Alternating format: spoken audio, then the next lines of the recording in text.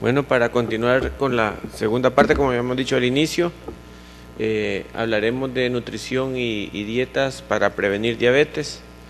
La conferencia la dará la doctora Alma Rosa Monterrosa, ampliamente conocida por todos los rincones de nuestro país. Ella es internista y es endocrinóloga, también graduada en nutrición, hizo nutrición en el Instituto Salvador Subirán y actualmente también es parte de la directiva de ALAD, la Relación Latinoamericana de Diabetes. Ella nos hablará de dietas, solo que les pido un favor, las encuestitas que tienen las van a pasar recogiendo ahorita, así que las terminan de llenar y en lo que ella está hablando las van a pasar recogiendo, porque vamos a hacer una dinámica en la segunda parte. Después de la doctora Monterrosa siguen las preguntas con ella y de ahí va un receso y las dos últimas conferencias son después. Doctora. Bueno, muy buenos días y agradezco al doctor Cáceres el haberme invitado a participar en este curso de prevención, que yo creo que es lo más importante para mantenernos saludables y no llegar a ser diabéticos.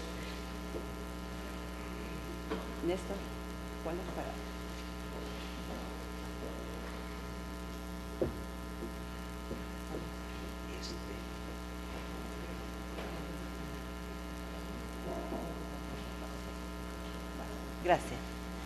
Entonces vamos a empezar en primer lugar diciendo y poniendo un poquito de atención y preocuparlos un poco sobre la incidencia de diabetes que vamos a tener a futuro. Actualmente nosotros tenemos 285 millones de diabéticos en el mundo. Ya para el año 2025 vamos a ser casi más de 380 millones de diabéticos.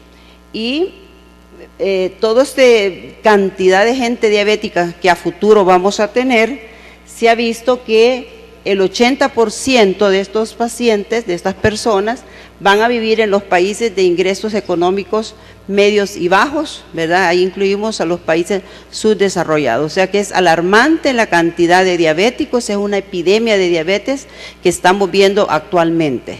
Y ustedes no me dejarán mentir que en las clínicas, en los consultorios, estamos detectando muchos diabéticos, incluso niños diabéticos tipo 2, ¿verdad? Que es lo más alarmante porque son niños que a futuro van a tener una, digamos, calidad de vida mala. La diabetes se puede prevenir, eso es bien importante y que me ha gustado mucho el tema que están abordando en esta mañana, porque yo siento que la diabetes sí la podemos prevenir con mucha educación, con mucha proposición, con mucha ayuda tal vez de los ministerios de salud, de los medios de comunicación. O sea, prevenir la diabetes es una cosa muy, muy grande que incluye a muchos sectores, incluyendo a nosotros mismos como médicos que tratamos pacientes. Acá tenemos en estos dos estudios, por ejemplo, esta es la evidencia de que sí podemos prevenir la diabetes con intervención con estilo de vida, ¿verdad? Tenemos estos dos estudios, el DPS y el programa de prevención de diabetes, donde ellos cambiaron estilo de vida comparado con placebo, y aquí cambio de estilo de vida comparado con metformina y versus placebo. Y vieron que la disminución en el riesgo de diabetes fue del 58% con solo cambio de estilo de vida, ¿verdad? O sea que sí hay evidencia que si nosotros hacemos lo que dijo la doctora Mayra, ejercicio, y hacemos dieta y hacemos otras cosas a nivel emocional y a nivel social, podemos evitar casi un 58% el hecho de llegar a ser diabéticos. Es bien, muy importante. Entonces vamos a pasar a la parte que a mí me compete sobre alimentación. ¿A qué le llamamos nosotros alimentación saludable? Es aquella que nos lleva a una salud óptima y a un mínimo riesgo de enfermedades. Nosotros comemos 3 veces al día, tenemos que planificar lo que comemos, la comida no se puede hacer al azar, es como que nosotros echemos gasolina de la más barata, ¿verdad?, al carro, porque se nos va a arruinar. Igualmente nuestro organismo necesita alimentación saludable, ¿verdad? Entonces para eso tenemos que educarnos y conocer qué es alimentación saludable, porque si nosotros no sabemos, ¿cómo podemos nosotros educar a nuestros pacientes y a nuestros hijos y a nuestro entorno? La alimentación saludable tiene que ser una dieta equilibrada. Es aquella que contiene la energía y nutrientes necesarios para preservar la salud del individuo, teniendo en cuenta sus circunstancias, es decir, su edad, actividad física. O sea, la dieta no va a ser igual para todos, tiene que ser individualizada. Alimento. ¿Qué es el alimento? Conjunto de sustancias que un ser vivo toma para su nutrición. Alimentación, proceso que va desde la elección del alimento hasta su consumo. Es voluntaria, o sea, nadie nos obliga a comer lo que no queremos, es consciente y es educable, o sea, nos podemos educar en alimentarnos adecuadamente. Funciones de los nutrientes: proporcionan energía para el crecimiento y la actividad física. La gente que no se alimenta bien es una persona que no tiene energía, porque nuestro combustible es la alimentación. Suministra materiales, mantiene la función de termorregulación y mantiene el metabolismo basal. ¿Cuáles son los tipos de nutrientes con los que nosotros contamos? Contamos con hidratos de carbono. Los hidratos de carbono son la mayor fuente de energía. Las grasas son las que nos dan energía de reserva y las proteínas son las que nos dan menos energía y está contenido en animales y vegetales. Aquí está a la izquierda la composición de una dieta normal. Hidratos de carbono 55%, grasa un 30% y proteínas un 15%. O sea, la base de nuestra dieta tienen que ser carbohidratos, pero carbohidratos buenos, ¿verdad? No carbohidratos que nos van a dar más problemas de salud. Tenemos otros nutrientes no energéticos, entre estos tenemos, por ejemplo, algunos que suministran materiales necesarios para reparar el desgaste, para el crecimiento celular y algunas regulan algunas funciones. Son las proteínas, minerales, calcio, hierro, zinc, vitaminas y fibra. Y otro nutriente que es indispensable para el organismo es el agua, que es muy importante y es necesario que también consumamos agua. Los hidratos de carbono, yo sé que esto ya lo conocen, pero es bueno que volvamos a repetirlo, porque desde aquí parte tener una dieta saludable. ¿Cuáles son los hidratos de carbono? Los complejos, que son los que se absorben lentos, son arroz, pan, pastas, papas, legumbres. Y los simples, que son azúcar, mermelada, miel, frutas, dulces en general. Estos son los que se absorben rápido. Entonces, nosotros debemos de preferir comer carbohidratos complejos. Y tenemos las proteínas, que son tenemos proteínas de origen animal, que acá están las leches, carnes, pollo, huevos, pescado. Esto es lo que conforman proteínas. Y tenemos las grasas son reservas extra, que es lo que menos deberíamos de consumir, pero también forman parte de las membranas celulares.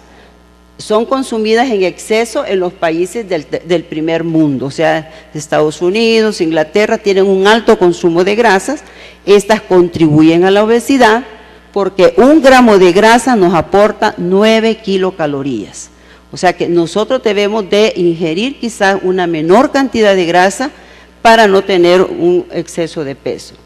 Existen también grasas saturadas y las insaturadas. No todas las grasas son malas. Hay grasas saturadas, que después les voy a mencionar, que se encuentran principalmente en los productos animales, como el tocino, el cerdo, y las insaturadas, y las monosaturadas y la poliinsaturada, que están en grasas vegetales, que esas sí son buenas. Acá está, por ejemplo, lo que yo les mencionaba, que aquí tenemos las grasas vegetales, ¿verdad?, que están en los aceites, por ejemplo, de oliva, girasol, canola. Los frutos secos tienen grasas vegetales buenas, nueces, almendras, avellanas y el aguacate. El aguacate, hay gente que tiene el concepto que sube el colesterol, incluso se ha demostrado que en algunos estudios que comer bastante aguacate incluso puede disminuir el colesterol. ¿Cuáles son las grasas malas? Son las grasas de origen animal. La mantequilla, el tocino, la manteca de cerdo, los quesos, todos los productos de origen animal tienen alto contenido de grasas saturadas. La fibra dietética es bien importante, se encuentra en los vegetales, cereales, frutas y legumbres. es importante porque dan sensación de saciedad. Si usted se come una taza de ensalada, probablemente se va a llenar más que si se come una taza de arroz, porque el arroz probablemente no le va a dar esa saciedad que le da la fibra. Evita enfermedades como el estreñimiento. Hay mucha gente que por eso tienen estreñimiento, porque no coman nada de fibra, o sea, no comen fruta ni vegetales. Evita cánceres de colon, ¿verdad? Mejora el colesterol y mejora el control del azúcar, porque disminuye la absorción de la glucosa a nivel intestinal. Aquí tenemos las fibras que están en todos estos alimentos, ¿verdad? Legumbres, frutos secos, etcétera. Y las vitaminas que son esenciales, ¿verdad? Vamos a ver que también forman parte de los alimentos, digamos en las frutas, en verduras, y cubre, pues nos va a cubrir todas las necesidades. Aquí tenemos la vitamina C que está en las frutas, tenemos la vitamina B que la vamos a encontrar en pescados variados, huevos y productos lácteos, y el ácido fólico que también se encuentra en verduras y frutas. ¿Qué quiere decir esto? Que si usted come balanceadamente de todo esto, no necesita vitaminas, porque el aporte lo vamos a obtener nosotros de todo lo que nosotros comemos. Y digamos que tenemos nosotros una gran variedad de alimentos. Lo que tenemos que hacer es ser creativos con la dieta, o sea, ser creativos, no solo dar una ensalada sin nada de sal ni limón, ¿verdad? Sino que ver la forma de cómo sea agradable tanto a la vista como al paladar, para que nosotros podamos ingerir todo lo que nosotros necesitamos de una dieta balanceada. Los minerales también, ¿verdad? Vamos a ver que también es necesario, ¿verdad? En los periodos de crecimiento, y su carencia puede existir cuando hay, digamos, incluso sobrepeso por exceso calórico, cuando la dieta no es equilibrada. El hierro también lo obtenemos, ¿verdad? De algunos productos animales como la carne, la yema de huevo, los moluscos, legumbres, frutas, ciruelas, cereales. O sea, los cereales vienen fortificados con hierro, por eso se recomiendan en los niños que coman cereal, y el hierro también está en las hojas verdes, como ustedes saben. El calcio, que está en todos los productos lácteos que ingerimos, la leche, está incluso en algunos vegetales, como la espinaca, tenemos que tienen también calcio. El yodo, ¿verdad? En los pescados y la sal yodada. Esto es como, digamos, la base de nuestra alimentación, todo lo que nosotros debemos de conocer, de lo que debe de ser un componente de una alimentación sana: carbohidratos, proteínas y vegetales y fruta y grasa. Nosotros nos ayudamos para una elaboración de una dieta de la pirámide de alimentos, que yo creo que muchos de ustedes ya la conocen, pero tenemos que ponerla en práctica, donde nos recomiendan, por ejemplo, en la base tiene que estar los cereales y la fruta. Esto debemos de consumirlo en cada comida. Tenemos lo que debemos de consumir a diario: lácteos, aceite de oliva en poquitas cantidades o aceite de canola, agua, frutas y verduras.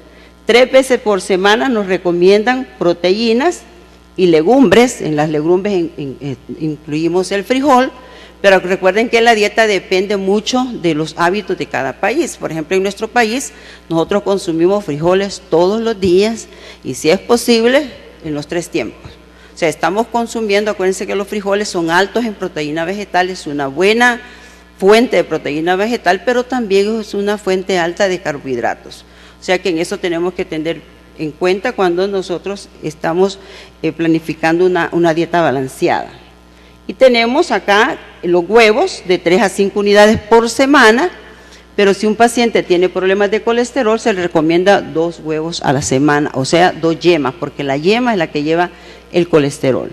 Y, por ejemplo, acá tenemos, y no sé si se ve muy bien, acá los dulces, muy poco, refrescos, ¿verdad? Tenemos acá, por ejemplo, las carnes, máximo 2 veces o 3 veces por semana.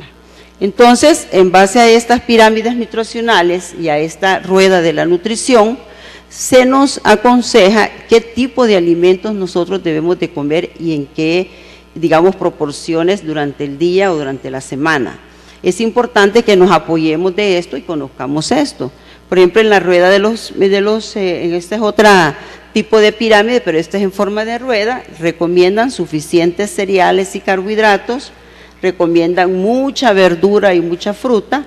Se recomienda leguminosas en poca cantidad y muy poca cantidad las grasas, ¿verdad? Y los productos de origen animal.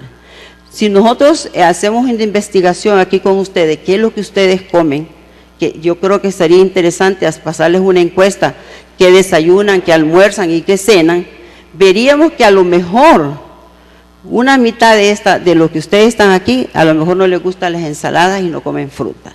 Entonces, ¿qué pasa? Que omiten este grupo de alimentos que es bajo en calorías, que tienen mucha fibra y lo sustituyen probablemente por más carbohidratos y por más grasa. Entonces ya ahí tenemos una dieta desbalanceada en composición.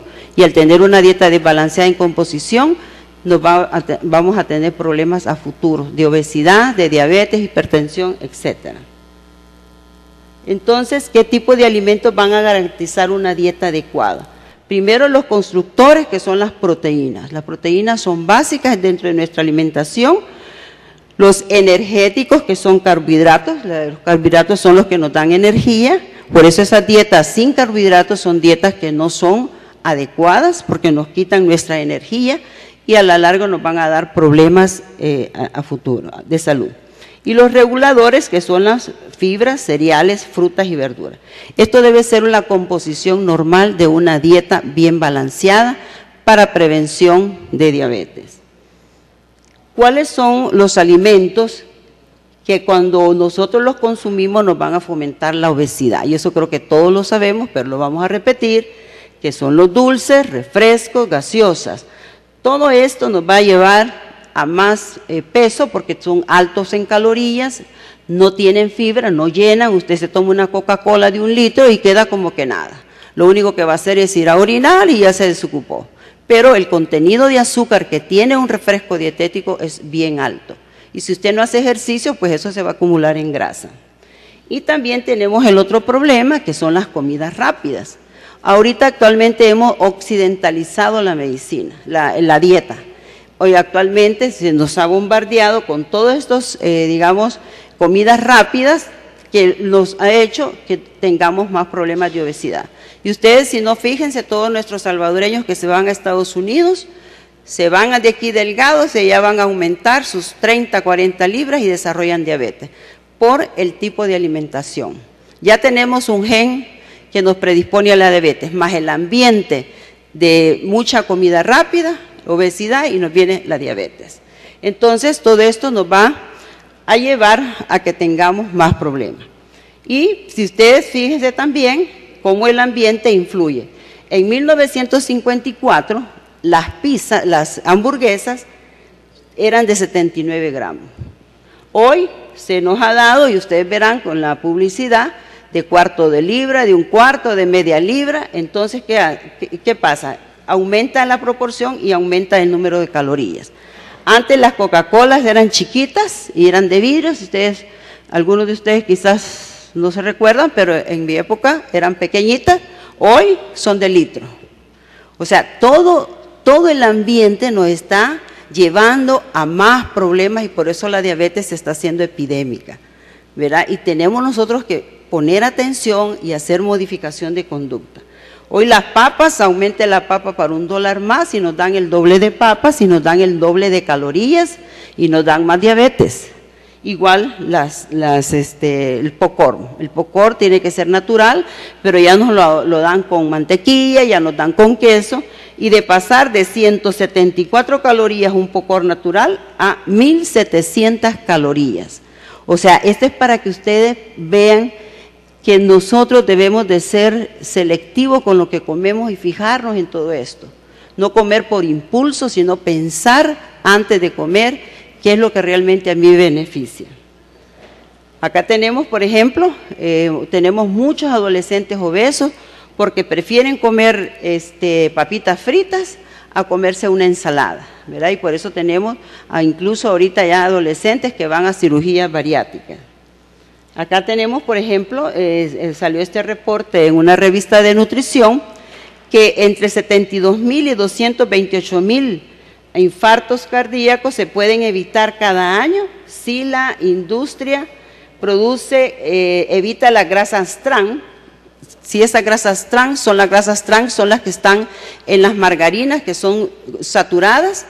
Imagínense si el gobierno dice, yo creo que ojalá en el futuro se haga, que estos centros comerciales, estos McDonald's y todos esos Burger King usaran grasas adecuadas, a lo mejor tendríamos menos diabetes y menos problemas cardíacos. Pero esas ya son medidas a nivel gubernamental, ¿verdad? Ya, eso pues ya es, digamos, un poco más complicado, pero vamos a lo que a nosotros nos compete, y es esto.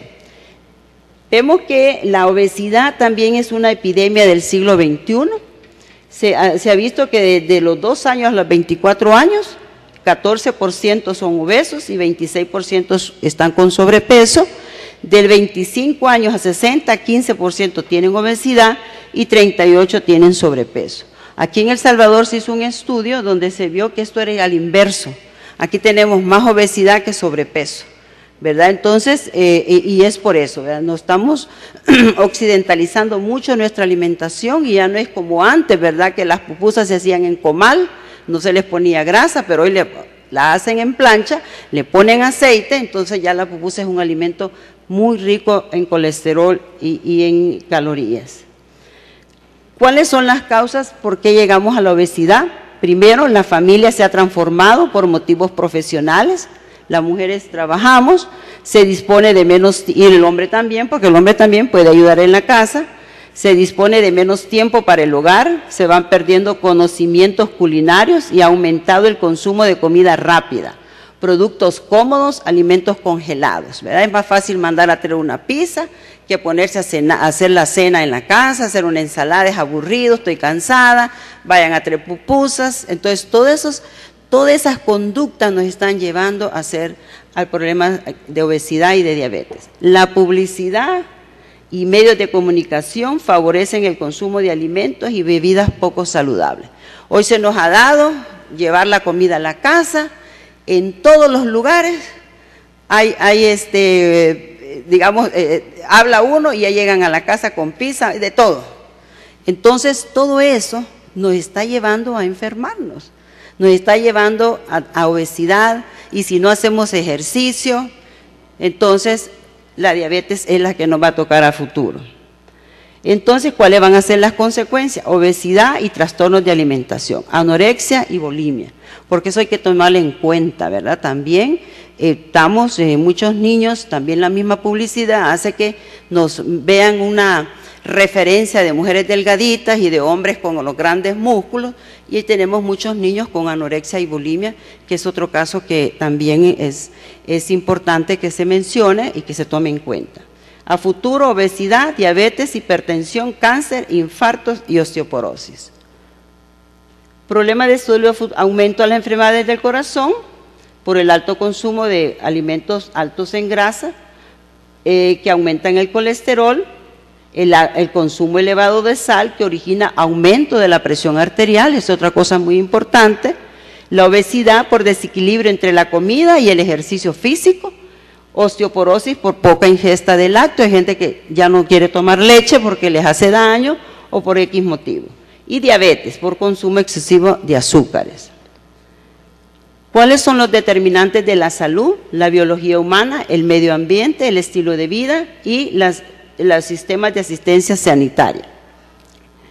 Vemos que en esta gráfica los determinantes de salud y mortalidad, en primer lugar fue el estilo de vida. O sea, el estilo de vida es lo que nos va a dar más problemas que el medio ambiente. O sea, es el estilo de vida, es cómo nosotros llevamos nuestra vida, cómo comemos, si hacemos ejercicio, si estamos bien emocionalmente, todo eso que nos rodea es estilo de vida. Y cuando nos decimos estilo de vida, ¿qué quiere decir? Tenemos que cambiar ese estilo de vida para no llegar a enfermarnos. O sea, hay que tomar en cuenta eso. En nuestra libre decisión, es nuestra libre decisión la que puede reequilibrar la balanza. Y los padres y las madres podemos hacer mucho al respecto. Es más fácil cambiar hábitos a un niño que a una gente adulta. ¿Por qué? Porque el adulto ya tiene tan aprendidos sus hábitos que necesita mucho convencimiento y mucha motivación para cambiar esos hábitos, pero sin embargo se puede hacer. Entonces, en esta parte me voy a referir un poco a la etapa preescolar, que es donde nosotros creo que podemos hacer mucho trabajo. ¿Por qué? Porque los niños es más fácil de educarlos que un adulto, y por ahí debemos de empezar todos para evitar a futuro que este niño llegue a ser diabético. El crecimiento es estable en la etapa preescolar, es una etapa importante en la adquisición de hábitos. Es frecuente que muestren poco interés por la comida, que se rechacen proveer nuevos alimentos.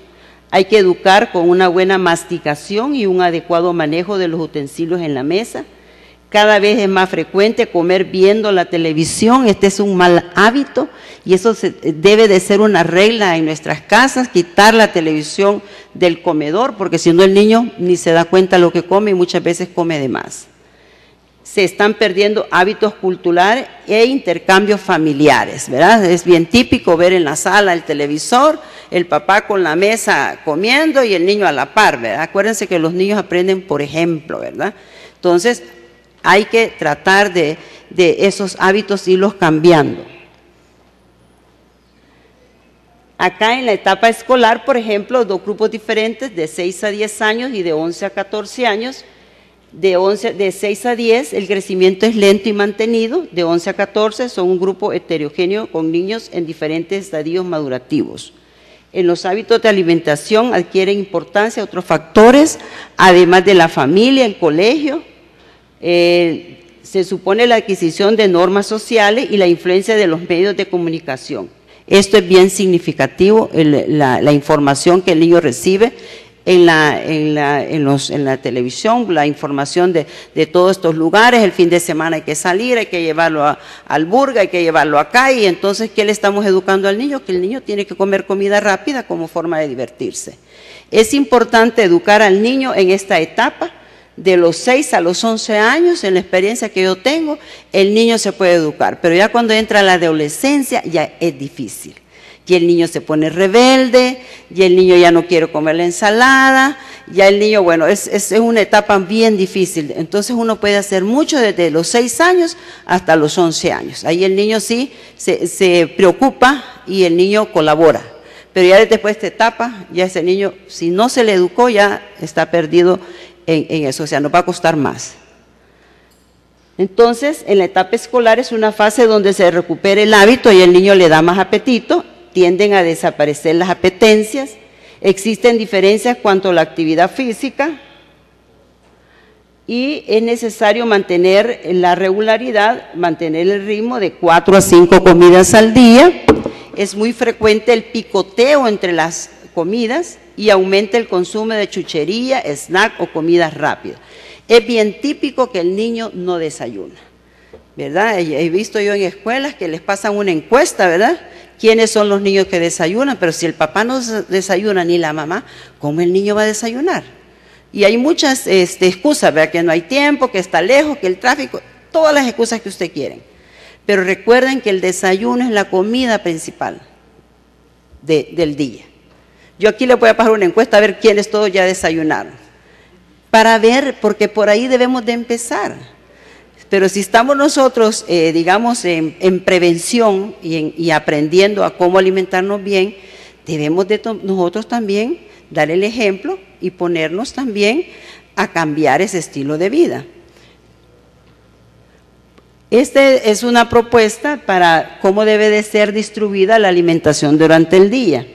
Primero, se sugiere que el desayuno, por ejemplo, sea un 30% de todo lo que usted consume, el almuerzo un 35% y un 25% en la cena y 10% en las meriendas. Se recomienda que la cena sea más leve, digamos que el almuerzo y el desayuno, porque en la cena uno ya va a acostarse, la digestión se vuelve pesada, incluso a veces puede dar insomnio o reflujo.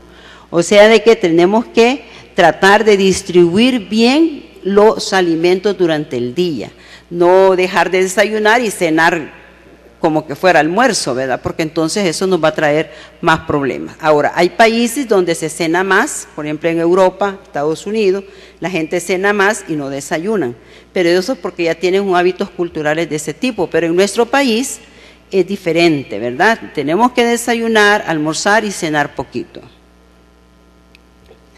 Aquí tenemos un desayuno, puede ser una fruta o una cereal con leche, a media mañana una fruta, un yogur, en la comida siempre una carbohidrato, ya sea tortilla, arroz, pescado, y de postre preferible fruta o un lácteo, ¿verdad? O de preferencia fruta.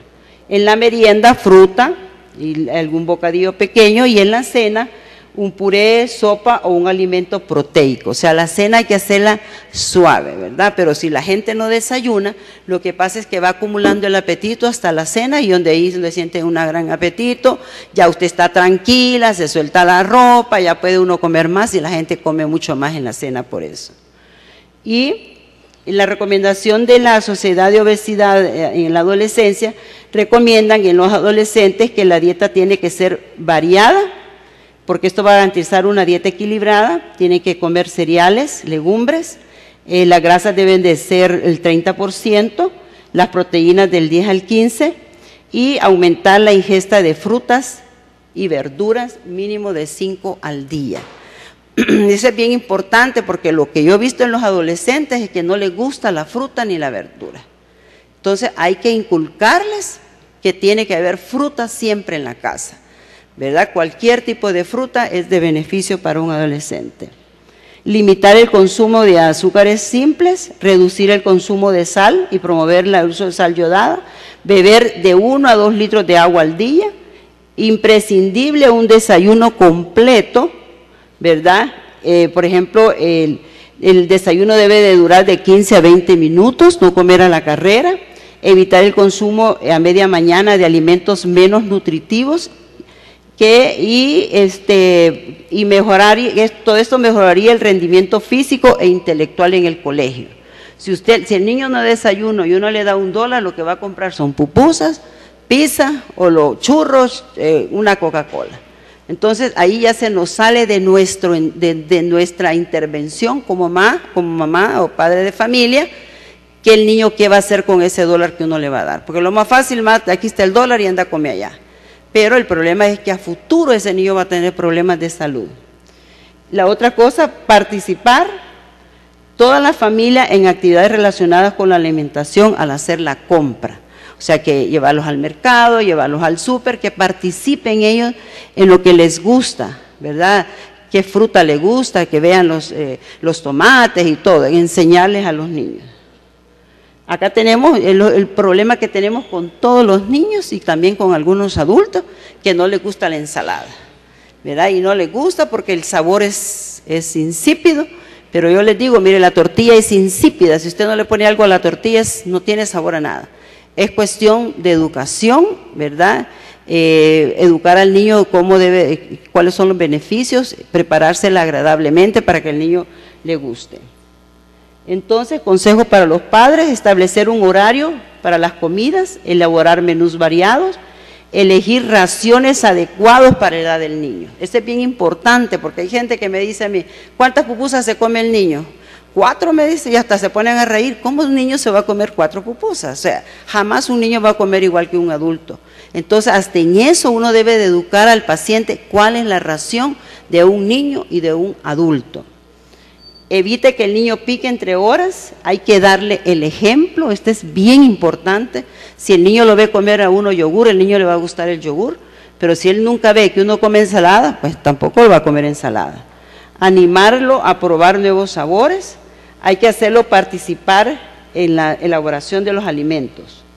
Realizar comidas en familia, enseñarle a no comer frente al televisor. No use la comida como incentivo o alivio al aburrimiento. Cuando coma fuera de la casa, ayúdele a elegir un menú equilibrado y a apreciar nuevos alimentos, y hay que animarlo a hacer deporte. Bueno, hasta ahí era la parte de generalidades de nutrición, y les voy a dar una parte de cómo elaborar una dieta. Esto es un poco sencillo, yo creo que los médicos, esta parte en la universidad probablemente no se toca en nuestra formación, y que a veces uno por interés va aprendiendo, pero yo creo que el médico tiene que aprender a elaborar una dieta básica, ¿verdad? O apoyarse de una nutricionista. Para que ustedes vean, vemos acá que el plan de alimentación consiste en una asignación diaria de raciones de cada grupo de alimentos distribuidos a lo largo del día, de acuerdo a las necesidades individuales del paciente. El cálculo requerimiento de energía. El plan de alimentación deberá aportar la energía suficiente para alcanzar, mantener el peso razonable, de acuerdo a la edad, género, periodo de actividad física y estado de salud. Lo primero que tenemos que saber, lo primero que tenemos que hacer es saber medir el índice de masa corporal. Eso es lo primero que tenemos que hacer, para saber qué tipo de dieta necesita nuestro paciente. Vemos acá que el índice de masa corporal se saca poniendo el peso en kilogramos y la talla al cuadrado. Nosotros dividimos peso en kilos y la talla al cuadrado, entre talla al cuadrado, y esto nos va a dar un valor de índice de masa corporal. Ustedes se pueden sacar su índice de masa si tienen el peso y su talla.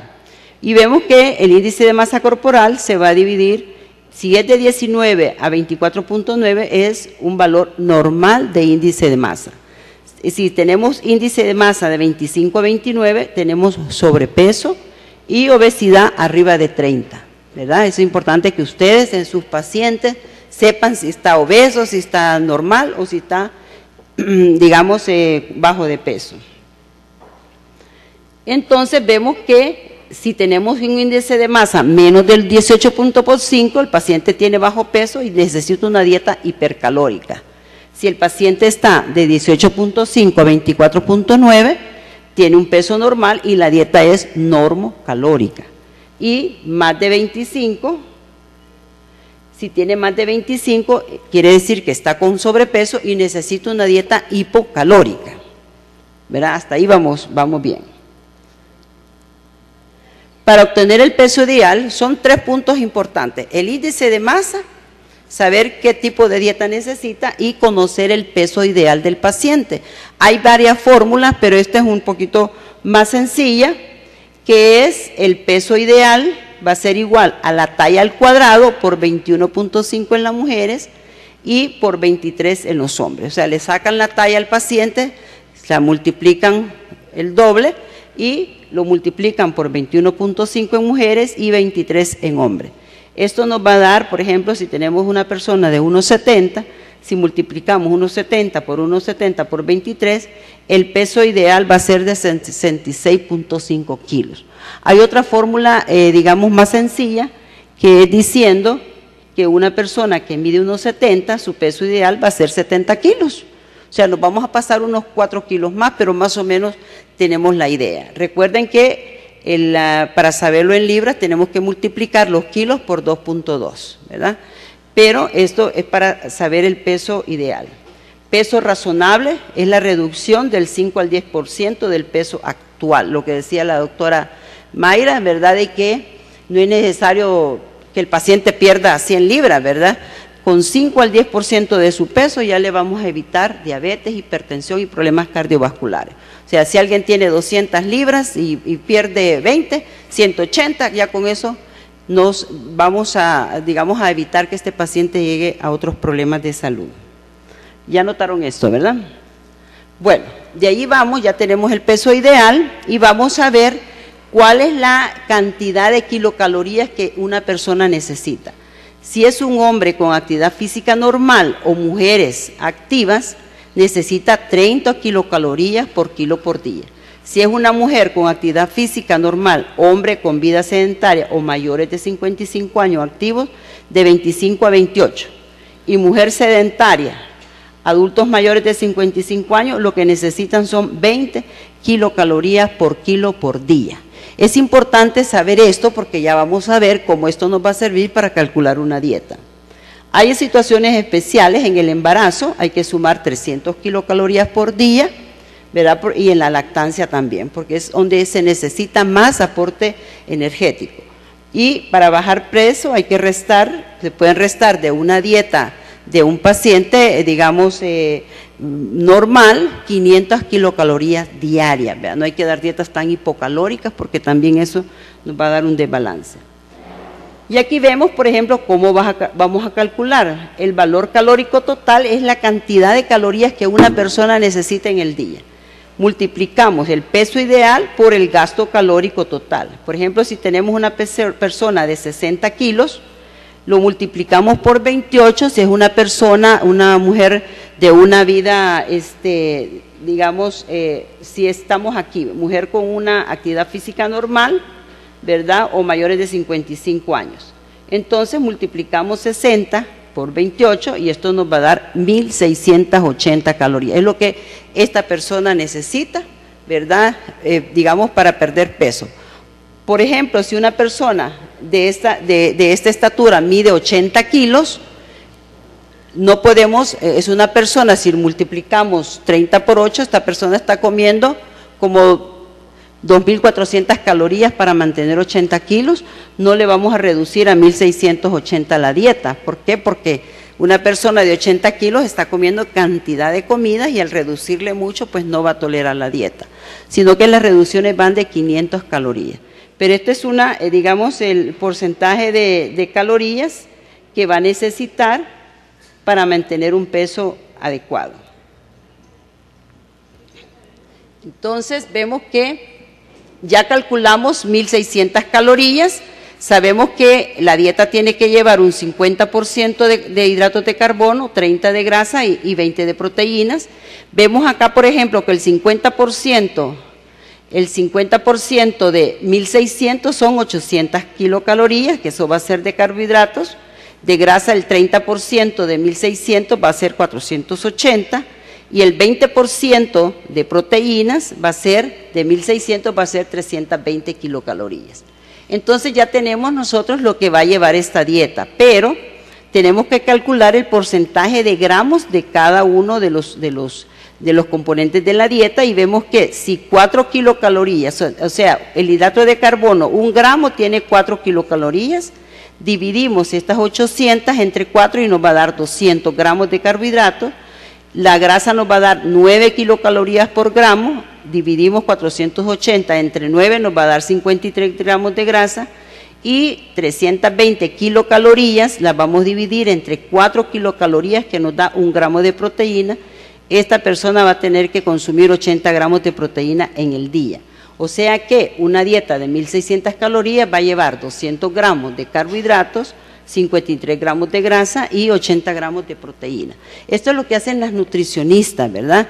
Elaborar lo que uno le pone, mire, yo necesito un paciente con 1.800 calorías y ellas elaboran esto y de ahí pasan a esta tabla donde aquí tenemos el contenido, por ejemplo, de carbohidratos en gramos de los diferentes alimentos, ¿verdad? De contenido de proteína, contenido de grasa y de colesterol. Si nosotros estamos diciendo que el paciente va a comer 200 gramos de carbohidratos, vamos a ver nosotros, por ejemplo, que el pan tiene 100 gramos de pan, o sea, 3 onzas de pan equivalen a 50 gramos de carbohidratos y el paciente necesita 200, probablemente con 3 tortillas va en una dieta de 1.650 calorías, va a llenar sus requerimientos de carbohidratos. Imagínense la legumbre, que son los frijoles, tienen 60 gramos de carbohidratos, casi un poquito más que el pan. Si el paciente come frijoles y tortillas, la dieta se le va muy alta en carbohidratos. Si nosotros vemos acá en nuestro país, por ejemplo, nosotros comemos en el desayuno frijoles, pan y plátano, tenemos 3 raciones de carbohidratos ahí. Y por eso el aporte calórico es bien alto. Y si allí le adicionamos que el huevo, que el queso y el aguacate, Dios mío, o sea que el desayuno son como casi de 1.800 calorías, ¿verdad? Entonces, en esto ustedes se pueden ayudar de una nutricionista o tratar de conseguir estas tablas para hacer una elaboración y ahí se van haciendo diferentes dietas, porque es bien importante que ustedes sepan manejar o sepan hacer o que tengan conocimiento de cómo se elabora una dieta. También es importante las medidas, ¿ve? Hay que explicarle al paciente qué es una cuchara, qué es una cucharita, qué es un vaso, qué es una onza, ¿verdad? Porque muchos pacientes dicen una cucharadita y es un cucharón de arroz, ¿verdad? Es bien importante las medidas, ¿verdad? Que se le explique eso al paciente. Y aquí se elabora ya un plan de alimentación, desayuno, colación, comida y cena, que es lo que hacen las nutricionistas en base a la dieta que uno le va a pedir.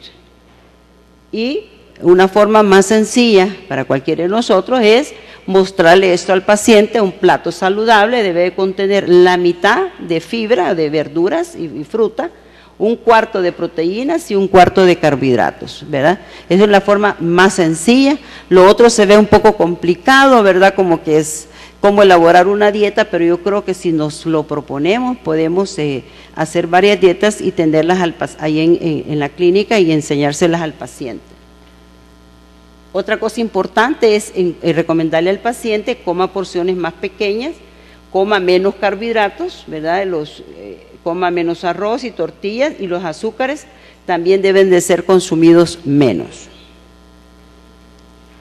En resumen, pues, el consumo abundante de frutas, verduras y legumbres debe de ser menos de 500 gramos o 5 raciones al día. Los alimentos como cereales deben de ser integrales. Los azúcares tienen que ser menos de 50 gramos al día. Aceites vegetales y margarinas blandas y frutos secos deben de ser como principal fuente de grasa. Limitar el consumo de mantequilla, ¿verdad? Consumir leche descremada y productos de carne con poca grasa. Comer pescado más de 2 veces por semana.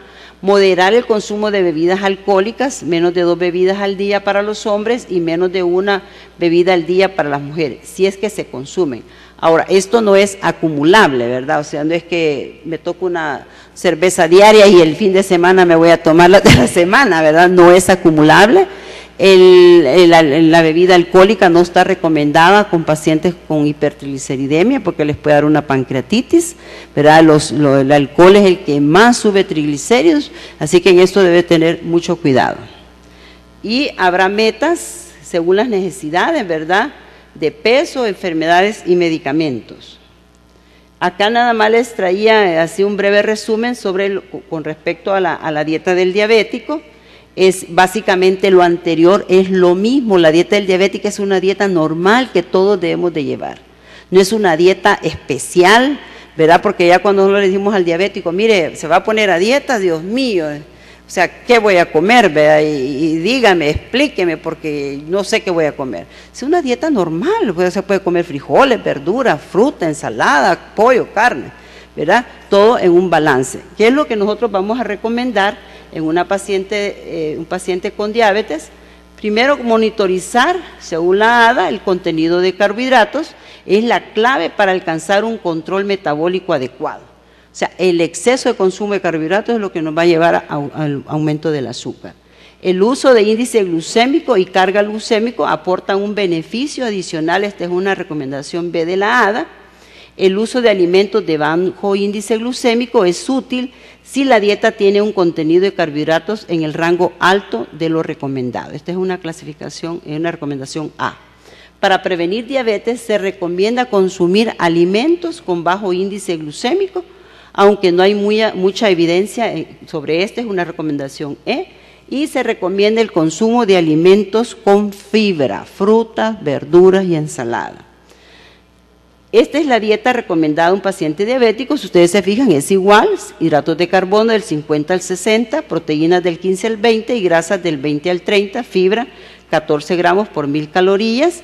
En niños pequeños, más 5 gramos más, agua 1 mililitro por kilocaloría y el sodio, ¿verdad? Aquí tenemos las recomendaciones de la ADA. Entonces, ¿qué debemos de recomendar al paciente diabético? Debe disminuir el consumo de los mono y disacáridos. Solo se le dejan los contenidos en frutas y verduras, o sea, todo lo que es, por ejemplo, dulce de panela, miel, jalea, refrescos, postres, pan dulce, hay que evitarlo, ¿verdad? Hay que evitarlo porque esto nos va a elevar más el azúcar. Y aquí llamamos índice glucémico. Yo creo que esto algunos de ustedes ya lo conocen. Expresa el impacto provocado por 50 gramos de carbohidratos de un alimento en la glucemia postprandial provocado con el efecto que provoca 50 gramos de glucosa. O sea, ¿hasta cuándo este alimento me sube la glucosa? Comparado con 50 gramos de glucosa. Esto va, digamos, depende de la cantidad y tipo de carbohidratos, tipo de procesamiento, cantidad y tipo de fibras. Acá tenemos el índice glucémico, por ejemplo, de 50 gramos de hidratos de carbono ¿verdad? Con una glucosa o pan blanco de 100 gramos. Si ustedes comparan esta curva, como el arroz sube el azúcar y acá las legumbres, frutas secas, el índice glucémico es más bajo. Acá tenemos los diferentes alimentos y sus índices glucémicos, ¿verdad? El más bajo tenemos aquí a la izquierda, ¿verdad? Tenemos la ciruela, la cereza, ¿verdad? Tenemos acá los de índice glucémico bien alto, que está la miel, puré de papas, maíz, arroz blanco, los pasteles, el pan blanco, ¿verdad? Las pasas, etcétera. Esto ustedes lo pueden encontrar fácilmente en el internet. Ahí sale un montón de listas para que ustedes le sugieran a su paciente qué alimentos con contenido de carbohidratos suben más o menos el azúcar. Aquí tenemos otras recomendaciones. Si el paciente diabético tiene colesterol alto, tenemos que recomendar dietas en menos de 300 de colesterol o menos de 200, dependiendo cómo tienen el colesterol, ¿verdad? Y aquí está el contenido de algunas, digamos, alimentos. Por ejemplo, si ustedes ven el contenido de colesterol de la mantequilla es de 280, el huevo tiene 250 miligramos de colesterol, la yema de huevo. O sea que si un paciente tiene 300 miligramos de colesterol como base de una dieta, no puede comer huevo, ¿verdad? Si son aquellos pacientes que tienen el colesterol alto. El hígado de vaca, 350, los sesos, ¿verdad? Y la gallina, si ustedes se fijan, tiene 100 gramos de colesterol. En ese caso, pues es mejor comer pollo, que tiene 60 gramos de colesterol. La leche entera tiene 13 gramos de colesterol y la desnatada 3. Y para finalizar, nada más les traía unas 3 diapositivas de los edulcorantes no calóricos, ¿verdad? Porque esa es otra de las cosas que a uno le pregunta el diabético, ¿verdad? Si debo de usar los azúcares dietéticas. Son ingredientes que se utilizan en alimentos y bebidas que proporcionan el mismo dulzor que el azúcar común, la sacarosa, pero sin adoptar calorías. Podrían ayudar a bajar de peso y a la adhesión de una dieta baja en calorías. Tenemos los diferentes, digamos, edulcorantes, la sucralosa, que es las bolsitas amarillas, la esplenda, la aspartame, la stevia, que es la otra que tenemos, la aspartame es el Equal, ¿verdad? Aquí están los diferentes edulcorantes. Y vemos acá, por ejemplo, que con respecto a la ingesta diaria admisible, dice peso del edulcorante por kilogramo de peso corporal, que es considerado seguro para que una persona consuma cada día durante toda su vida. Es un estimado conservador que refleja 1 en 100 del nivel máximo, que no produce efectos adversos. Si esta cantidad se respeta, son seguros y no son carcinogénicos, ¿verdad? Niveles máximos en que pueden ser empleados esos son los niveles máximos que pueden ser los edulcorantes. Aquí están los diferentes, alimentos donde se pueden utilizar, ¿verdad? Y ya comentario final, una alimentación equilibrada y el realizar una actividad física adecuada es asegurarse calidad de vida en el día de mañana. Y muchas gracias.